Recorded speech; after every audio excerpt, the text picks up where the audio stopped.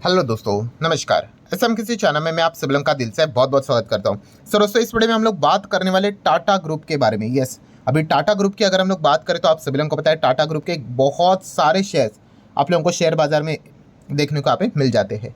सो यहाँ पे हम लोग बात करने वाले केवल एक ही कंपनी के बारे में, ठीक है। एंड एक ही कंपनी की बात होगी तो ऑब्वियसली बिजनेस लेवल की यहाँ पे बात होने वाली है। कुछ आपके डाउट्स भी हैं, वो भी मैं सॉल्व करने की कोशिश यहाँ पे करूँगा। सो सबसे पहले तो डिस्क्लेमर लेकर चलना कि कोई रिकमेंडेशन यहाँ पे नहीं है कि खरीदना है, बेचना है, होल्ड करना है, एवरेज करने करके, वो आपकी मर्जी, ठीक है। तो चलिए स्टार्ट कर लेते हैं। सबसे पहले जो लोग काफ़ी जल्दबाजी में होते हैं तो उनको नाम बता देते भाई, हम लोग ट्रेंट लिमिटेड के बारे में बात करने वाले हैं।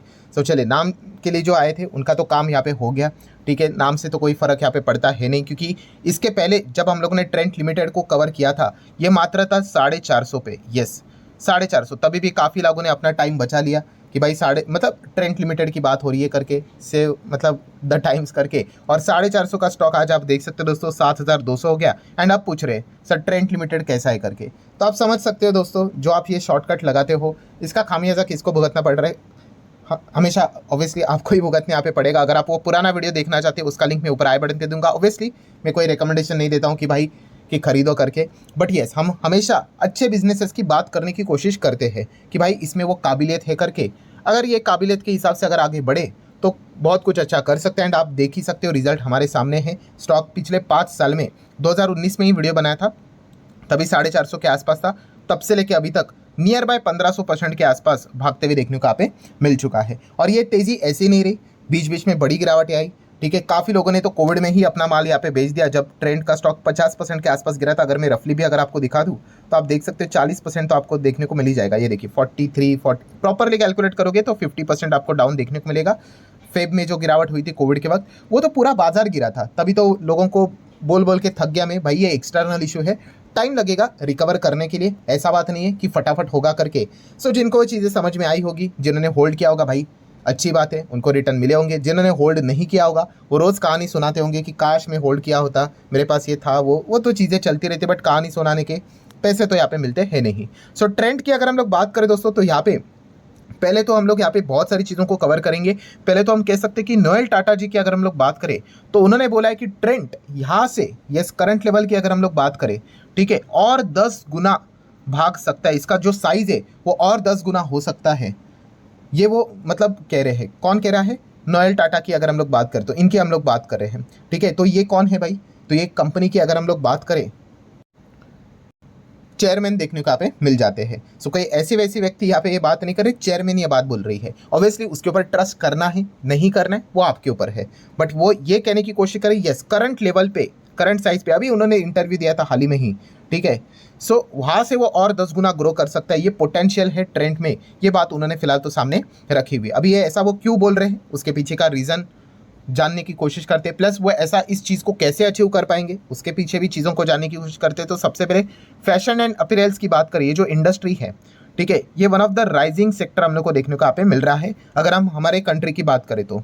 एंड यंग पॉपुलेशन की बात करें तो इस चीज़ के चलते इस इंडस्ट्री को काफ़ी फ़ायदा मिलेगा। एंड उसी के साथ साथ ग्रोइंग पर कैपिटल इनकम इस इंडस्ट्री को काफ़ी फ़ायदा देगा।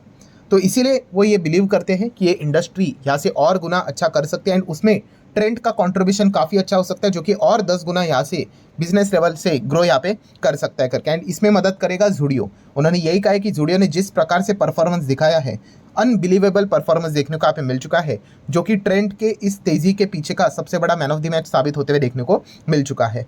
सो नो डाउट नेक्स्ट क्वेश्चन की अगर हम लोग बात करें, ग्रोथ कहाँ से लाएंगे, ठीक है, क्योंकि ग्रोथ के ऊपर ही तो सारी चीज़ें रहती है। ग्रोथ मतलब सुपर एबनॉर्मल ग्रोथ, एकदम ज़बरदस्त एक्सपोनेंशियल ग्रोथ चाहिए हमें, छोटा मोटा ग्रोथ नहीं, ठीक है। ग्रोथ के हिसाब से भाई मैरी को भी ग्रोथ दिखाता है, वो 2-2.5% की ग्रोथ क्या करनी है हम लोगों को, हमें रॉक सॉलिड ग्रोथ चाहिए। सो इसके पीछे उन्होंने बताया ग्लोबल लेवल का एक्सपांशन। यस, नोएल टाटा जी की अगर हम लोग बात करें तो उन्होंने कहा कि आने वाले समय में हम अगर देखा गया ट्रेंड प्लान कर रहा है ग्लोबल रिटेल मार्केट में ज़बरदस्त तरीके से खुद को एक्सपांड करने का, खुद को पुश करने का। सो इंडिया में तो ऑलरेडी हम लोग यहाँ पे ज़बरदस्त यहाँ पे परफॉर्मेंस दे चुके हैं, नो डाउट इंडिया को पूरी तरीके से तो कैप्चर नहीं किया है, बट जिस प्रकार का सक्सेस हमें इंडिया में मिला है उसी लेवल को हम यहाँ पे ग्लोबल रिटेल मार्केट में भी लेकर यहाँ पे जाना चाहेंगे। एंड वहाँ से अगर इन्होंने सक्सेस हासिल कर ली तो फिर सोचने की ज़रूरत नहीं कंपनी और क्या परफॉर्मेंस यहाँ पे दिखा सकती है करके। सो ये देखने वाली बात है कि ग्लोबल लेवल पे ये कितना अच्छा परफॉर्मेंस दिखा सकते हैं करके। सो जैसे कि उन्होंने यहाँ पे बात बोली है कि इंटरनेशनल मार्केट के प्रेजेंस की बात करें तो उन्होंने सबसे पहले तो दुबई के साथ शुरुआत यहाँ पे कर ली है, ठीक है। खास करके वो ऐसे लोगों को टारगेट कर रहे हैं जो हमारे देश से ही विदेश में हम लोग को शिफ्ट होते हुए देखने को मिल चुके हैं।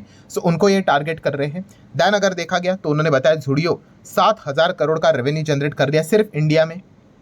एंड अगर हम लोग यहाँ पे आगे की भी अगर हम लोग बात करें इसी प्रकार का ग्रोथ ये दिखा सकता है। नेट सेल्स की बात करें 50% की जंप दिखा दी, लगभग 12,500 करोड़ के आसपास। एंड नेट प्रॉफिट की बात कर ले तो लगभग 4 गुना होते हुए देखने को मिल चुका है, जो कि है नियर बाय 1500 करोड़। सो ये रहा अभी तक का ट्रेंड का धमाकेदार परफॉर्मेंस। बट भविष्य की बात करें तो जैसे उन्होंने बताया इंटरनेशनल मार्केट में भी वो अपना प्रेजेंस जमाने जा रहे हैं। दुबई में सारी चीज़ें स्टार्ट होते हुए देखने को मिल चुकी है। और जैसे मैंने कहा इनका सबसे मेजर फोकस रहने वाला है जो हमारा इंडिया छोड़कर जो विदेश में जो लोग जाते हैं, ठीक है, काफ़ी बड़ी आबादी इंडिया की आप सभी लोगों को पता है विदेश में देखने को मिल जाती है, तो उन्हीं को टारगेट करना, ठीक है। ऐसे काफ़ी सारी कंपनीज यहाँ पे इस प्रकार के बिजनेसेस में हम लोग को देखने को मिल जाती है जो हमारे देश से ही विदेश में जाके वहाँ पे मतलब सेटल डाउन वहाँ पे हो चुके हैं। एंड उन्हीं को वो टारगेट करने की कोशिश यहाँ पे करते हैं। जैसे कि अगर मैं बात करूँ थोड़ा सा ऑफ ट्रैक हो सकता है, बट गोल्डियम इंटरनेशनल की बात कर ले, वैभव ग्लोबल की बात कर ले, ये कंपनियाँ क्या करती है, गोल्ड ज्वेलरी डायमंड, ये ऐसे लोगों को टारगेट करने की कोशिश करती है जो कि हमारे भारत के ही थे बट विदेश में हम लोग को देखने को यहाँ पे मिल रहे हैं, ठीक है। वही बिजनेस हम लोग को वहाँ पे बट वो गोल्ड ज्वेलरी डायमंड का बिजनेस देखने को मिल जाता है। ये क्लोथिंग एंड अपीरेल्स के ऊपर फिलहाल तो वर्क यहाँ पे कर रहे हैं। सो ये टारगेट है फिलहाल तो ट्रेंड का आने वाले समय में। और गुड न्यूज़ की अगर हम लोग बात करें तो कौन सी अच्छी खबर देखने को मिल गई कि भाई इन लोगों की निफ्टी 50 में हम लोग को एंट्री होते हुए देखने को मिल गई। अनाउंसमेंट हो गया ऑफिशियली एंट्री, तो आप सभी लोग पता है जस्ट फॉर्मेलिटी बाकी है। जैसे सितंबर अभी हम लोग को खत्म आगे होते हुए देखने को मिल जाएगा, उसके बाद ये निफ्टी 50 में हम लोग को एंटर होते हुए देखने को मिलेगा। निफ्टी 50 में एंटर होना मतलब कुछ करोड़ों का हम लोग को, कुछ नहीं कुछ ज़्यादा ही करोड़ों का इन्फ्लो भी आते हुए देखने को मिलेगा थ्रू पैसिव फंड्स, देन अलग अलग foreign institutional investor, domestic institutional investor, खास करके सिर्फ उसी कंपनीज में पैसा लगाते हैं जो इंडेक्स में आते हैं करके। काफ़ी ऐसे इंडिविजुअल इन्वेस्टर है जो कि सिर्फ निफ्टी 50 में जो स्टॉक्स दिखते हैं उसी में पैसा लगाते हैं, तो इसलिए ऐसी कंपनीज में इन्फ्लो आने का संभावना काफ़ी ज़्यादा बढ़ जाता है। तो इसलिए देखा गया तो ट्रेंड के अच्छे दिन लगातार हम लोग को अच्छे ही होते हुए देखने को यहाँ पे मिल रहे हैं। देन अगर हम लोग बात करें जो सवाल मुझे कमेंट सेक्शन में काफ़ी बार पूछा जाता है किस चीज़ के चलते, सर क्या ये कंपनी बोनस दे सकती है क्या, ठीक है। जैसे कि मैं काफ़ी बार बोल चुका हूँ दोस्तों आप लोगों को कि बोनस, बायबैक, स्प्लिट डिविडेंड आपका ये कभी भी टारगेट होना नहीं चाहिए। B=B अगर खरीदना है तो बिजनेस देखकर खरीदना होता है, बाकी सारी चीज़ें बिल्कुल भी देख के खरीदने यहाँ पे नहीं होती है, ठीक है। सक्सेस मिल गई तो वो टेम्पररी सक्सेस रहेगी, लॉन्ग टर्म में वर्क नहीं करेगी, एक स्टॉक में वर्क करेगी, बाकी मल्टीपल स्टॉक्स में करने जाओगे तो फेलियर के ही चांसेस आप लोगों को देखने को मिल जाएंगे। सो बोनस की अगर हम लोग बात करें, ठीक है, देन उसी के साथ साथ स्टॉक स्प्लिट दे सकता है कि नहीं कंपनी, ये सवाल पूछे जा रहे हैं। तो चलिए इस सवाल का जवाब देना चाहूँगा। सबसे पहले स्टॉक स्प्लिट के सपने आपने नहीं देखने चाहिए। ऐसा क्यों? स्टॉक स्प्लिट के लिए भाई फेस वैल्यू तो एटलीस्ट 2 का तो होना चाहिए था, यहाँ पे तो फेस वैल्यू 1 का है, 1 का फेस वैल्यू रहेगा, इसके नीचे और ये नहीं जा सकते, ठीक है। मिनिमम फेस वैल्यू हमारे इंडिया की बात करें तो 1 का ही हम लोग को देखने को यहाँ पे मिल जाता है। सो 1 का फेस वैल्यू तो कंपनी स्प्लिट यहाँ पे नहीं ला सकती, तो ये पॉइंट आपको पता होना चाहिए। देन अगर हम लोग बात करें व्हाट अबाउट बोनस, तो बोनस के लिए अगर देखा गया तो आप सभी लोगों को पता ही है कि कंपनी के रिजर्व स्ट्रांग होने चाहिए। एंड रिजर्व तो कंपनी के काफ़ी ज़्यादा स्ट्रांग हम लोग को देखने को मिल चुके हैं, 4,500 करोड़ के रिजर्व है, तो कंपनी कैपेबल है बोनस देने के लिए। बट इसका अर्थ ये नहीं कि कंपनी बोनस देगी, ये कोई गारंटी है। चाहे तो कंपनी कल कितनी भी हो जाए, 10,000, 20,000, 50,000, 1 लाख, 10 लाख, 1 करोड़, कुछ भी हो जाए, अगर उनको नहीं देना है बोनस तो नहीं देना है, वो चाहे तो ऐसा डिसीजन ले भी सकते हैं, ठीक है। MRF का स्टॉक आप देख सकते हो, कई सालों पहले उन्होंने बोनस दिया था, उसके बाद तो ऐसा कोई चीज़ हुई नहीं। एंड अभी स्टॉक लगभग 1.25 लाख के करीब हम लोग को देखने को यहाँ पे मिल जाता है। सो याद रखना बोनस कोई कंपल्शन वाली बात है नहीं, आप कोर्ट में जा नहीं सकते, आप हंगामा क्रिएट नहीं कर सकते कंपनी के जनरल मीटिंग में जाके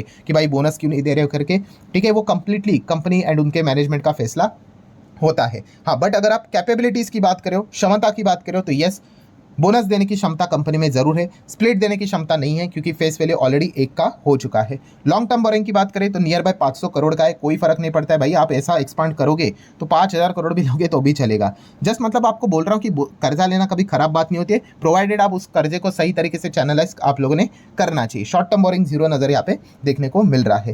कैश एंड कैश इक्विवेलेंट की बात करेंगे तो नियर बाय 300 करोड़ का कैश भी नजर यहाँ पे आ जाता है। कंपनी अभी बन चुकी है 2.5 लाख करोड़ के मार्केट कैप वाली, काफ़ी ज़बरदस्त परफॉर्मेंस देखने को यहाँ पे मिल चुका है। एक ज़माने कंपनी का जो हम लोगों को परफॉर्मेंस देखने को मिलता था थोड़ा स्लो देखने को मिलता था, बट अभी कंपनी ने काफ़ी शानदार परफॉर्मेंस दिखाया है। कंपनी का पी देखिए, पहले तो काफ़ी लोग यहाँ पे बोलते थे अरे सर कंपनी का पी इतना हायर लेवल का है, तो बस उनको मैं इतना ही कहना चाहूँगा भाई, हायर लेवल का पी है तो सीधा कंपनी को क्रॉस करना ये काफ़ी पुअर एनालिसिस है। ठीक है, इतना सिंपल शेयर बाजार नहीं होता है कि हायर द पी या इग्नोर लोअर द पी मतलब बेस स्टॉक करके नहीं।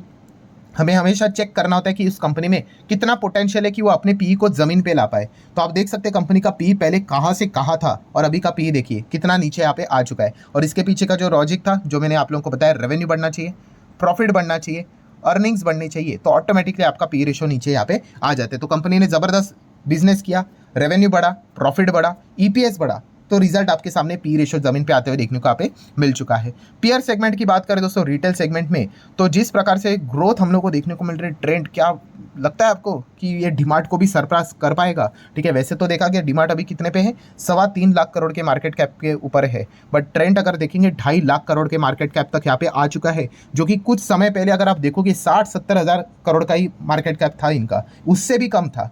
ठीक है, तो मतलब वहाँ से आप देख सकते हो कहाँ से कहाँ यहाँ पे आ चुके हैं। इनफैक्ट मैंने 60-70 भी काफ़ी बोल दिया है, 20-25 हज़ार करोड़ के आसपास था। सो काफ़ी ज़बरदस्त परफॉर्मेंस इसका हम लोग को देखने को यहाँ पे मिल चुका है। देन अगर हम लोग बात करें पीएनएल की, तो पीएनएल तो क्या ज़बरदस्त है, आप सभी लोग देख सकते हैं। पहले तो घाटे में थी, फिर ज़बरदस्त प्रॉफिट कमाना कंपनी ने यहाँ पे स्टार्ट किया, एंड जिस प्रकार से बाद में ग्रोथ देखने को मिल चुकी है, जो कंपनी का ईपीएस 10-12 का था वो सीधा 40-50 के रेंज में यहाँ पे आते हुए देखने को यहाँ पे मिल चुका है। इसीलिए तो कंपनी का पी इतना कूल डाउन हो गया। 37% प्रमोटर की होल्डिंग है, एफएस 27-28% की है, 13% की होल्डिंग डीआईएस की है, एंड पब्लिक की बात करें तो 21-22% की होल्डिंग देखने को मिले। Wealth balance share holding pattern नजर यहाँ पे आ रहा है।